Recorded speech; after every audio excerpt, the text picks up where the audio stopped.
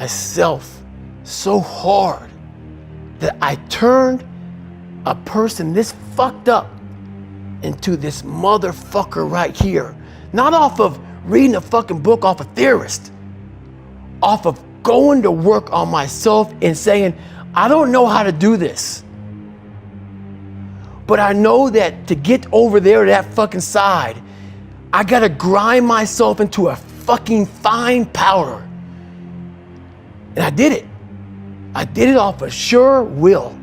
And very few people will know how that feels. I believe that most human beings are only living at about 40% of their capability. So the mind has a governor, like a car. If you're driving a car and the car has a governor on it, the car may say 130 miles an hour, but the governor is set for 91. Once that governor sets in, you get to 91, that car starts doing this. The car wants to go. The car wants to go, but that fucking factory said, we're not going past 91. We have a factory, a nice governor in our brain, and it's a survival mechanism. It protects us from pain and suffering. The second we feel that shit, our mind says, oh no, this isn't fun. We should back off. We should sit down, find something more comfortable. And there's something about the mind. The mind has the tactical advantage over you at all times. At all times of your life, the mind has a tactical advantage over you. Why is that? It knows what you're afraid of. It knows your insecurities. It knows your deep, dark lies. And it starts to push you away from that shit. It pushes you in a direction that is comfortable. The mind controls everything. So what I realized was that when I was growing up and I was 300 pounds and I got all fat and I got all insecure, I realized that my mind kept taking me in this direction. When things got uncomfortable for me, when I was facing my insecurities, I was facing my fears, my mind said, oh no, we have the tactical advantage. We need to get you, separate you from this feeling over here. Life's all about feelings. We want the happy feeling. We don't want that feeling of this sucks. Why am I here? And you don't have any, so you can't answer those questions, so you leave. I started realizing that if in that moment you can answer those fucked up questions and you are now in charge of your brain versus your brain ruling you, that's where all that stuff comes from. So the 40% rule is all of that. You get to 40%, your brain says, we're done. Let's roll, man. This is starting to get painful. This is uncomfortable. So you sit down. And once you start giving yourself more and more hope and start realizing, okay, the mind starts to be, okay, what are you doing? We're supposed to be going right and you're going left. You start then controlling your mind. Start finding more in yourself, and then it goes from 40% to a lot further than that. But that's the start of it though. Get to the spot where your mind is saying stop. Wherever that is, you gotta get there first. And then that's when that shit starts to work for you. You gotta control yourself in that moment. How you address it is you face it. You face it every day. You face it every single day of your life. Where you say, okay, like if you're fat and you need to lose weight, it's patience. It's patience in this fact of accepting who you are right now. I'm fat, I don't like myself. Accepting the fact that if you lose 3 or 4 pounds, that's a huge accomplishment. You have to live in your own fucking world. If you're not real and raw with who the fuck you are, nothing's gonna change.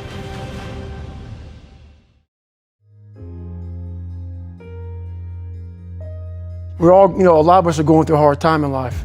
Some people have been bullied, some people are just stressed out, some people are insecure, some people are fat and overweight, and the world puts a lot of this shit in your mind. To develop a mindset that was indestructible. I had to armor plate my mind. And it's about what you're saying to yourself, but it also comes with work. So whenever I was getting beat down, physically, mentally, spiritually, whatever I was going through, just saying, I would put, you can't hurt me. Can't hurt me just became a message, I would say to myself. And that's just kind of where it comes from. Because I could literally right now be a 300-pound guy spraying for cockroaches still to this day if I did not look in that mirror and say, there has to be more to this. This can't be it. And then willing to go into it dive deep into it and give all I have to find it. A lot of folks talk so much shit about, hey, I'm gonna change your life. I'm gonna do this, I'm gonna do that. Are you accountable for what you're doing? Are you accountable, and I mean to the T, for what you're saying? How are you gonna feel, man, when you accomplish this goal coming from that shit? Coming from the fucking hell you came from. A lot of people start from a good starting point. They have a good foundation. What if you can surpass all of these motherfuckers? What if everybody who was fucking way up here started up here, and you started with no legs. You had to grow fucking legs to even start walking, and then crawling, and then running. And then you start passing people with all this given to them. I had to use all this negative shit that was making me weak and horrible as a person. I had to use this as the power that now fueled me. I had to flip it on its head and say, hold up. This might be exactly what I need. The darkness is exactly what I need. It's how you look at your situation. This is a race that you run completely alone. And you're all by yourself. I had tons of sticky notes all over my mirror. It wasn't like be better than John or be as fast as whoever. Okay, David, yesterday you did this. Today, our next goal for the week is this. People love putting a label on me about, my God, man, you're just wired different. I'm not fucking wired different, dude.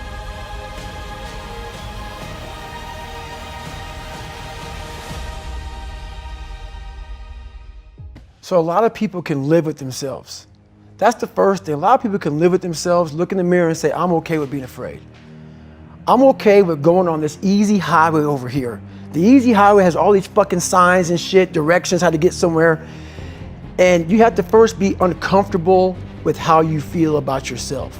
With that voice that a lot of us like to run away from, we all have it. We all have that voice that's saying, hey man, you know, you're kind of wimping out right now. You're kind of being a little punk right now. But a lot of us say, okay, that's okay. It's okay to tell these little white lies to ourselves. So we first have to face the real you. The real me is David Goggins. The real me is a guy looking at you right now saying, I don't want to fucking be on this show right now because I used to stutter as a kid. And I'm afraid of that. I'm afraid that here in a second, I'm going to start fucking stammering and stuttering and the whole world's going to know that I have all these issues. But that's when I see right now, okay, Goggins, you got to go on this fucking show. That's Goggins. Goggins is saying, okay, David Goggins, you're a punk. Life made you this way. We can't live like this. We can't live in fear. We can't live in judgment. We can't be afraid of what the fuck people right now are looking at me saying about me. We cannot be afraid of that. But you have to be David Goggins and say, man, I'm afraid of this. I'm fucked up here. Life made me this way here.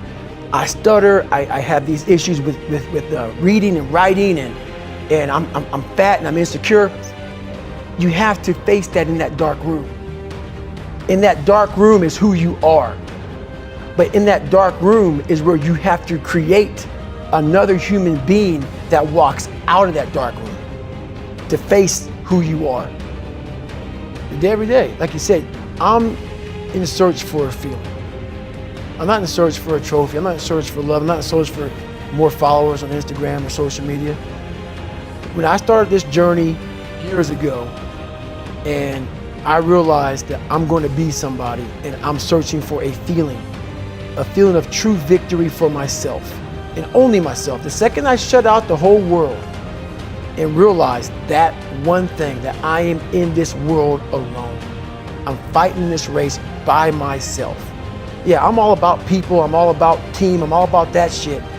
But I'm really all about right now and in my life, just like you said, no one knows the real truth about me, how hard I really go. I don't care if anybody knows. I don't want anybody to know. I'm an introvert. I live an introverted life. And I love that about me. That right there is my fuel. Is I know that there's really no one out there grinding like me. And if they are, so be it. If I know about you, I'll make sure that I up my game. The most important conversation you will ever have in your fucking life is the one you have with yourself. You wake up with it, you walk around with it, you go to bed with it. Eventually, you're gonna act on it.